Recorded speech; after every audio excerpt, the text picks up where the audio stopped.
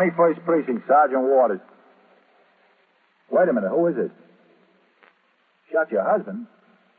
Where? What's the address? Yeah? Yeah? 45 or 49? Well, where's the gun? You're in the muster room at the 21st Precinct, the nerve center. A call is coming through. You will follow the action taken pursuant to that call from this minute until the final report is written in the 124 room at the 21st Precinct. All right, you stay right there. I'll send the officers right over. Yeah. Right away. 21st Precinct. It's just lines on a map of the city of New York. Most of the 173,000 people wedged into the 9/10 of a square mile between Fifth Avenue and the East River wouldn't know if you asked them that they lived or worked in the 21st. Whether they know it or not, the security of their homes, their persons, and their property is the job of the men of the 21st Precinct. The 21st, 160 patrolmen, 11 sergeants, and 4 lieutenants, of whom I'm the boss. My name is Kennelly, Frank Kennelly. I'm captain in command of the 21st. I was working my night tour, 4 p.m. to 8 a.m. The 4 to 12 tour had been exceedingly quiet, due in part to a heavy downpour of rain, which began early in the afternoon and continued until nearly 11. Troublemakers like to get wet no more than anyone else, and a good rain keeps them off the street.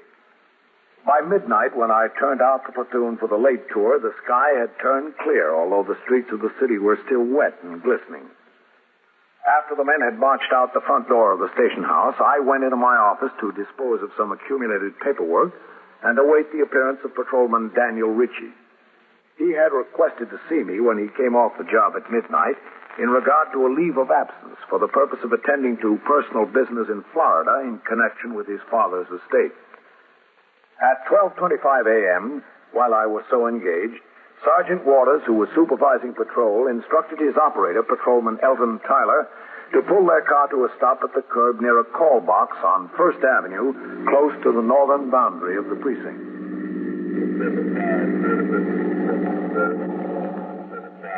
Okay.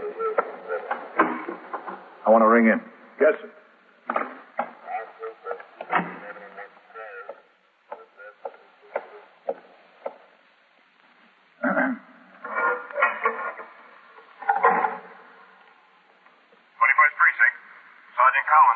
Sergeant Waters, box number 11.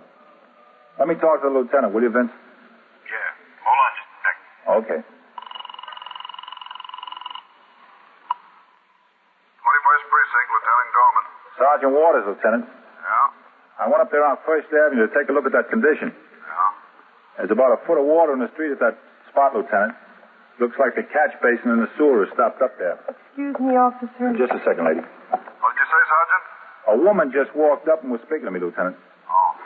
I'll be with you in a minute, lady. All right. All the water from the rain is just hung up there, Lieutenant. I think it'd be a good idea to notify the borough president's office and have them send a crew up to clean out that catch basin. All right, I'll notify them. Officer. In a second, lady. They ought to get up there as soon as they can, Lieutenant. The traffic's slopping around that water. Okay, I'll notify them right away. Yes, sir. Sergeant. Yes, sir? Detectives have a woman thief upstairs. Ring in about 15 minutes. You might have to ride down to the 19th and get a policewoman to search her. Yes, sir. Yes, ma'am. What is it? I wanted to tell you I just shot my husband. Yeah? I did. I just shot him. Where is it? In that house there next to the corner. I live in there. Where is he? Upstairs in the flat. All right. Let's go have a look. I couldn't help it. I really couldn't. Just a second. Tyler. Yes, Sergeant. Come on. Yes, sir. What did you shoot him with? A gun. I know it must have been a gun. Yes, Sergeant. Come on with us. We've got a shooting.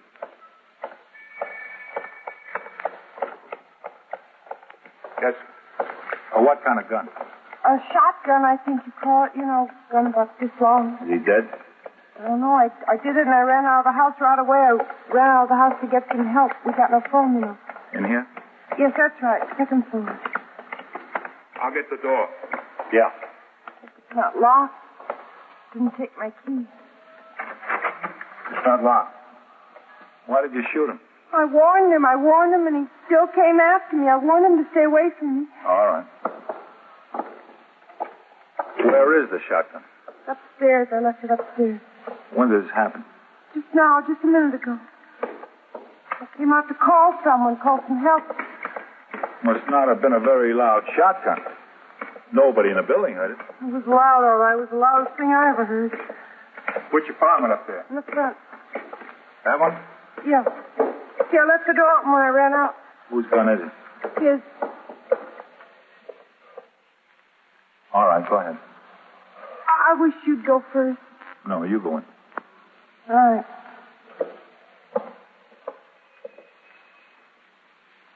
Well, where is he? In there, in the bedroom. Where's the gun? In there, too. All right. You go sit over there a minute. Where? Over there. Sit down on the couch if you want. All right. I think I ought to sit down and... Okay, Tyler. Yes, sir.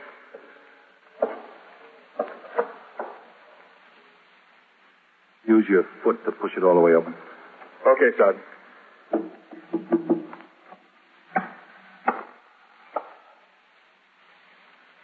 Brother. Stay there. Keep an eye on her. Yes.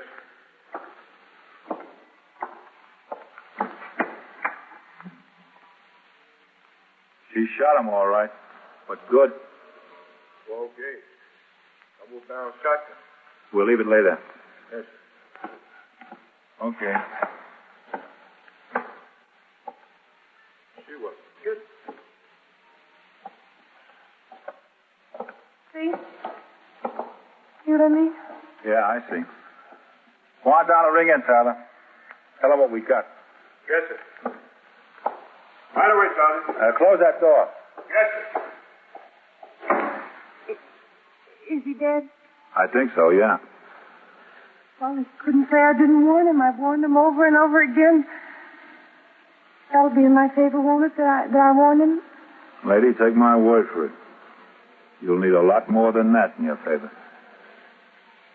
On instructions of Sergeant Waters, Patrolman Tyler went downstairs to the street and walked to the police call box.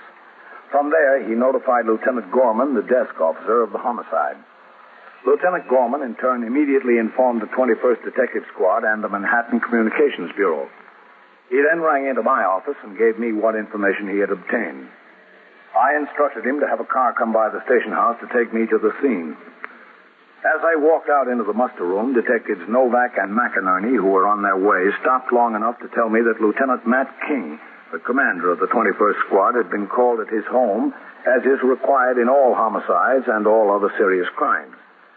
In the meantime, the Communications Bureau dispatched an ambulance to the scene and notified the Manhattan East Homicide Squad, the New York County District Attorney's Office, the Medical Examiner, the Photographic Bureau of BCI, and, because a firearm was used, the Ballistics Bureau. In addition, 6 patrolmen from the 21st were sent to control the crowd of curious people who always gather on the sidewalk and to keep back behind their doors other tenants of the building awakened by the excitement. When I arrived and started up the stairs to the second floor, an ambulance attendant from the Beth David Hospital passed me as he was going down. I continued on up. Who's down there, Vaquero? Eisman? Yes, Sergeant? Get a 95 tag out of your car and bring it up here. Hello, Sergeant. What'd you say, Sergeant? Captain. A 95 tag. Get one out of your car and bring it up here. Okay, Sergeant. What'd the ambulance attendant have to say? DOA, Captain. Mm-hmm. Who's here? Only Novak and McInerney of the 21st Squad so far, Captain.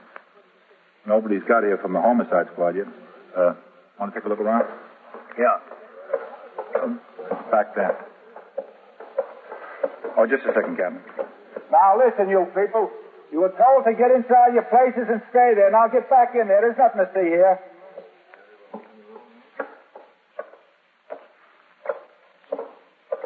That's just the way the door was standing open when we came up the stairs. Uh-huh. That's her, sitting on the couch.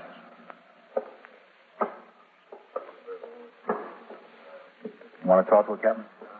In a minute. Let's see in there first. Yes, sir.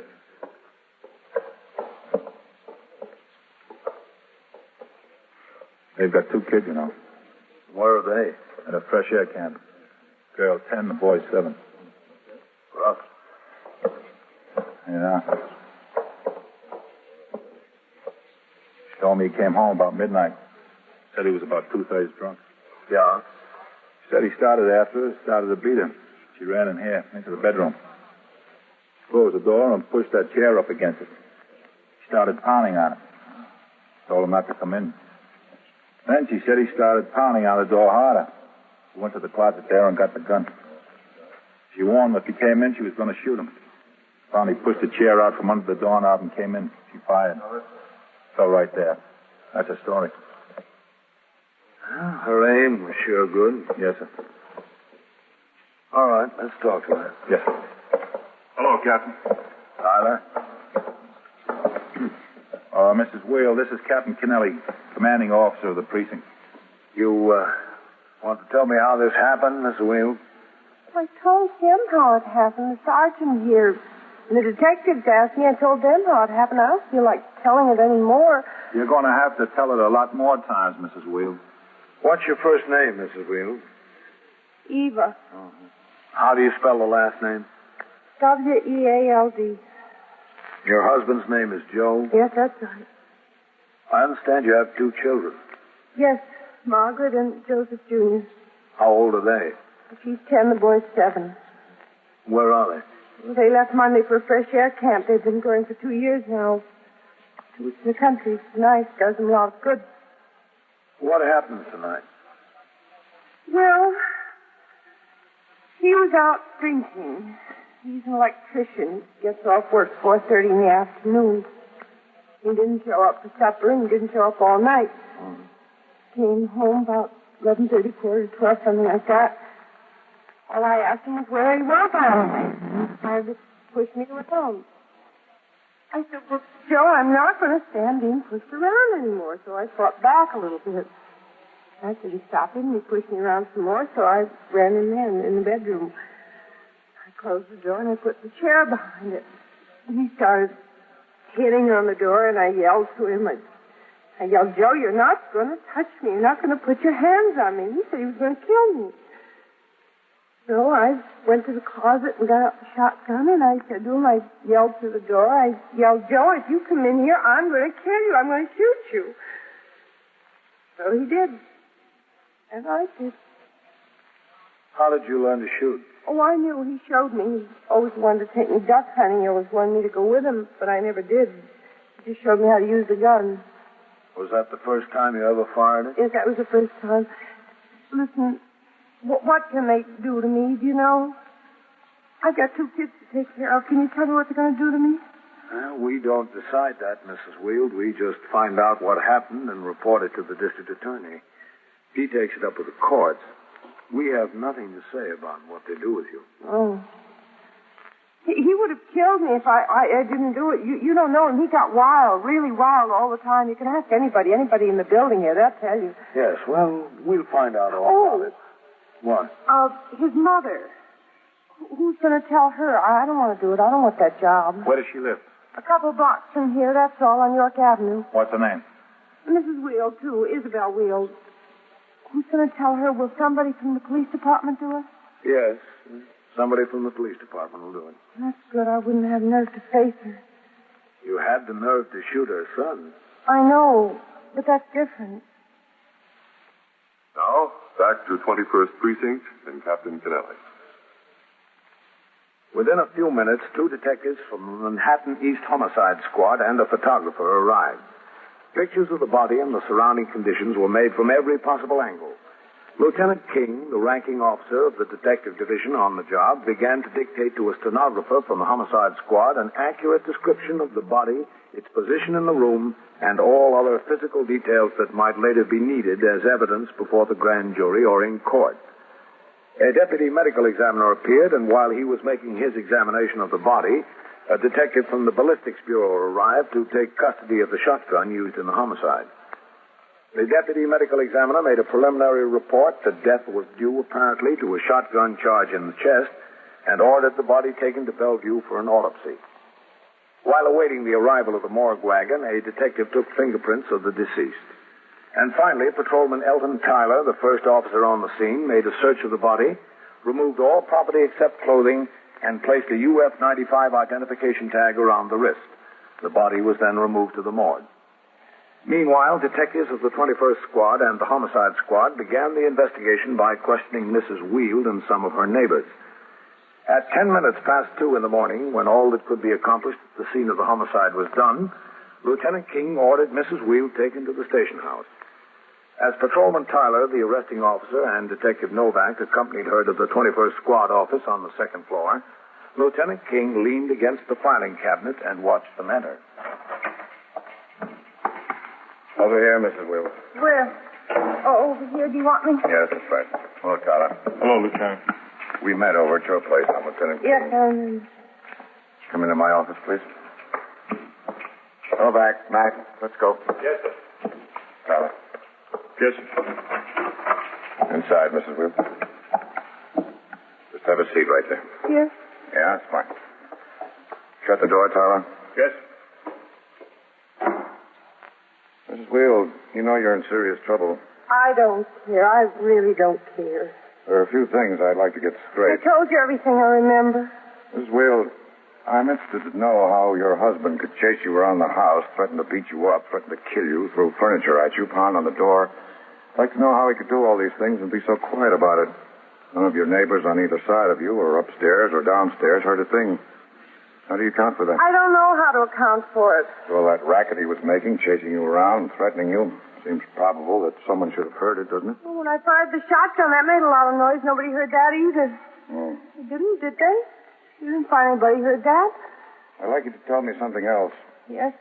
When this officer here came up the stairs, when he came up with Sergeant Waters, the door to the bedroom was closed almost all the way. Isn't that right, Tyler? Yes, sir, Lieutenant, that's right. Sergeant had me use my foot to open it the rest of the way. He didn't want me to touch the doorknob. Mrs. Wield, did you close that door when you came out of the bedroom? I don't know. I don't remember. No, it was closed. It was closed. I must have closed it. Mrs. Wield, there's something else I'd like to get straight. Please, I'm very tired. It's awfully late. It's the middle of the night. I'm tired, too, Mrs. Wield. We're all here at this hour on account of you. All right. What I was going to ask about is this.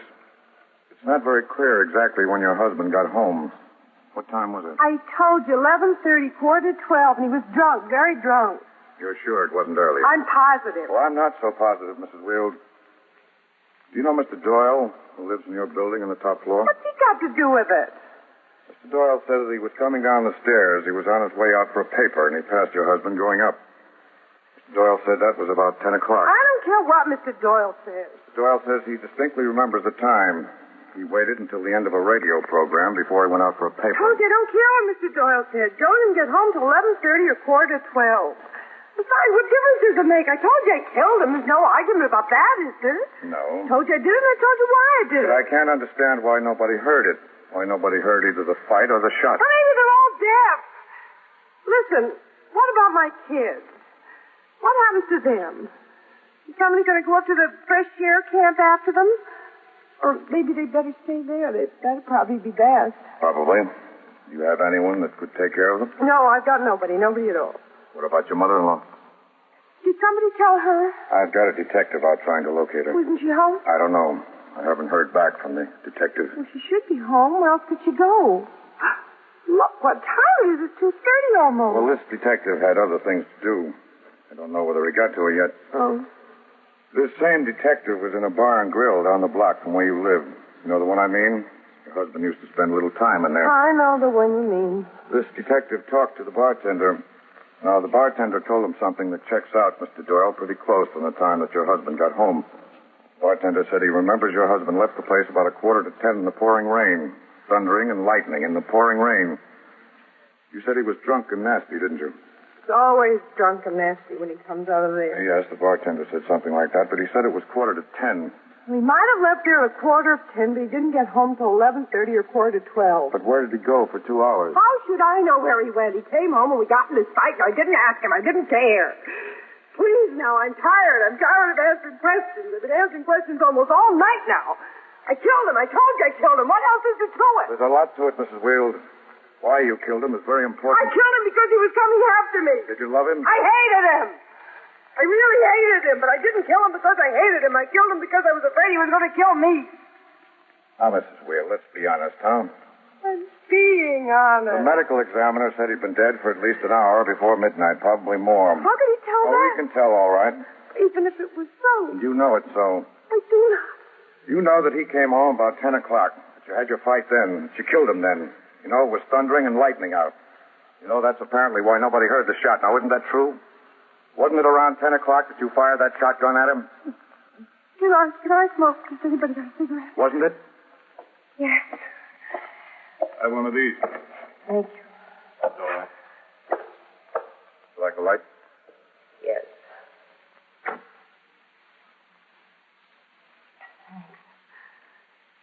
Now, why did you tell us that you killed him about midnight when it was really about 10 o'clock?